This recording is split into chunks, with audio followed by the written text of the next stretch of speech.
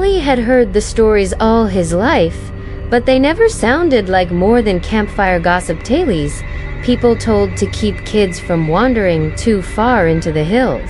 They called it Black Hollow, an old valley village hidden between the forest and the mountains, cut off from the world. The legend was always the same. Once you went in, you never came out. People who went searching either vanished completely or were found wrong in the way their eyes stayed open long after death, wrong in the way their mouths seemed frozen mid. 2 months ago, Ali's cousin Zion went missing on a hiking trip in that very area. His phone last pinged on the outskirts of Black Hollow. The police searched for 3 days before calling it an accident. Wild animals, maybe. But Ali knew Zion too well. He wasn't the type to get lost. It started as a dare. If you're so sure something happened to him there, let's go find out, Imran said one evening over tea, his smirk hiding a flicker of unease. Farouk, always the reckless one, jumped in immediately. Sarah hesitated, but eventually agreed. 4 friends in their 20s, armed with flashlights, a tent, and just enough curiosity to get them killed. They picked a weekend, packed the car, and set off before sunrise. The drive was long and winding. As the city faded behind them, the roads narrowed and the trees thickened, their branches clawing overhead like fingers trying to block out the sky. The air grew colder, damp with the smell of wet earth. An hour from the last gas station, they began noticing dead birds along the roadside. First one, then several, scattered like discarded leaves. The car grew silent. Even Farouk stopped making jokes. Fog crept in without warning, thick enough to make the headlights seem weak. They slowed to a crawl until the beam caught something, rusted metal sign barely standing on a bent pole. The paint was flaking, but the words were still legible. Welcome to Black Hollow. Beneath it, scratched into the metal in jagged lines, were smaller words. Turn back.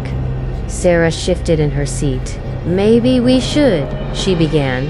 But the car rolled forward, and soon the sign disappeared into the mist.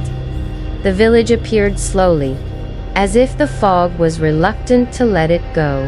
Wooden houses with sagging roofs lined a cracked main road. Some windows were boarded up, others gaped open like hollow eyes. Children's toys lay scattered in the dirt-stuffed animals with missing heads. A doll's arm half buried in the mud, a tiny tricycle lying on its side as if abandoned parked near what looked like an old general store. The silence was suffocating. No wind, no birds, not even the distant hum of insects. Ali felt the weight of it pressing against his ears. Where is everyone? Imran muttered.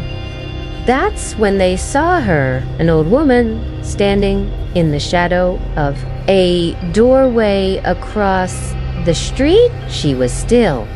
So still that Ali almost thought she was a statue, until her head turned sharply toward them. Her skin was pale, almost gray, and her eyes were like dark pits, bottomless. She lifted a bony finger and pointed at them.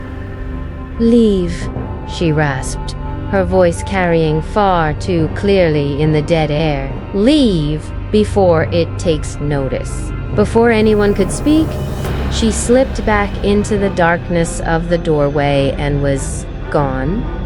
They should have listened. By late afternoon, they decided to set up camp inside one of the larger houses. It had 2 floors, the ground level cluttered with dusty furniture under white sheets.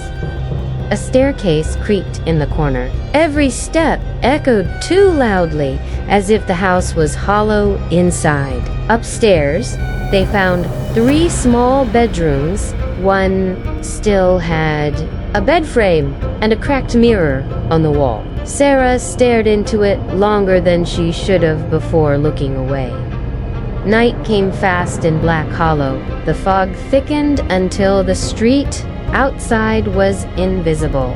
They lit a lantern, the flickering glow casting restless shadows on the peeling wallpaper. Around midnight, the first sound came, slow, deliberate footsteps above them. Ali grabbed a flashlight and pointed it at the ceiling. "We didn't check the attic," he whispered. But when they searched, there was no attic, just a flat, dusty ceiling. The footsteps returned later, but this time, they came from inside the room with them. Sarah screamed when she saw the shape in the window, a tall, thin shadow leaning in, watching. But when Ali ran to look, there was nothing but fog. Sleep was impossible. At dawn, they split up to search the village. Farouk found a small church at the far end of the main road. Inside, a diary lay open on the altar. Its pages were yellowed, the ink faded but still readable. It spoke of a deal struck long ago. The villagers had prayed for protection from famine and plague. Something had answered up, being without a face, without a name, that came from the forest. It promised safety in exchange for souls to keep the hollow alive. The villagers agreed. Over time, they stopped sending outsiders and began giving their own. The diary ended abruptly, as if the writer had been interrupted. When they regrouped, Ali said, "We leave now." No one argued, but the road out of Black Hollow didn't lead out. No matter how far they drove, the same houses reappeared, the same rusted sign, the same dead birds. It was as if the village had folded in on itself, trapping them in a loop. By nightfall, Imran was gone. One moment he was walking ahead of them, the next he turned his head sharply as if hearing something, and then he was gone into the trees. They called for him, searched until their throats were raw, but the forest gave nothing back except whispers.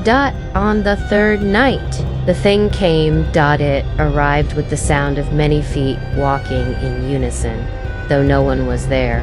The lantern flickered violently, then went out, leaving them in complete darkness. Ali could feel it before he saw it, a cold that seeped into his bones, a presence pressing against the edges of his mind when it stepped into the faint moonlight from the window. He understood why the diary never described it. Its shape was wrong, tall, but shifting constantly, its outline melting and reforming. Its face was a blank expanse of skin, but somehow it smiled. Not with a mouth, there was no mouth, but with a sense that spread through the air like rot. "You came here by choice," it said, though its voice came from inside their heads, deep and ancient. "You stay here by fate." Farouk tried to run. The thing didn't move, but he stopped mid-step, frozen like a statue, his eyes wide in horror. Then he crumpled to the ground, lifeless. Sarah was next. She didn't scream. She just stared at the thing as it moved closer, her lips trembling as if it was whispering only to her. Her body fell sideways with a dull thud. Ali was alone. The thing drifted closer, its faceless head tilting as if studying him. He felt something slip into his mind, rooting itself there. Memories of his cousin, of the villagers, of every person who had ever vanished. Here, all tangled together, he heard their voices, now hundreds of them whispering from the fog.